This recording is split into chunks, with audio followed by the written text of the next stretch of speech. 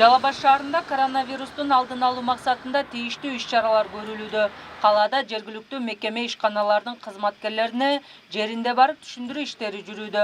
Андан сырткары мектеп, бала бакчаларда атайын баракчалар таркатылып, ата-эне жана мектеп окуучуларынын арасында атайын лекциялар окулду.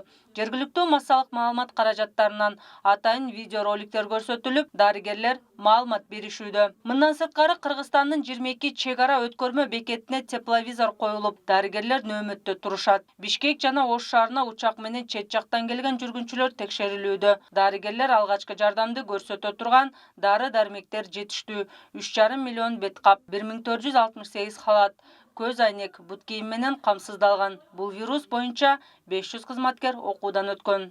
Ошол эле учурда Саламаттыкты сактоо министрлиги жарандарга мүмкүн болушунча эл көп чогула турган оюн зоокторду кыскартууну сунуштоодо. Мындай тажрыйбаны көп мамлекеттер колдонуп жатат.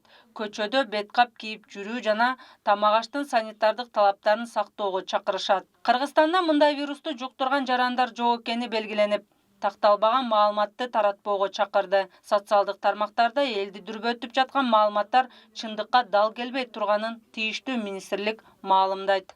Жалал Абад шаарында азыркы күндө дарыгерлер бардыгы окутулуп, штабтар өткөзүлүп, интернет булактардан келген, WhatsApp'тан, Instagram'дан келген маалыматтарга элдер дүрбөлөң салбаш керек.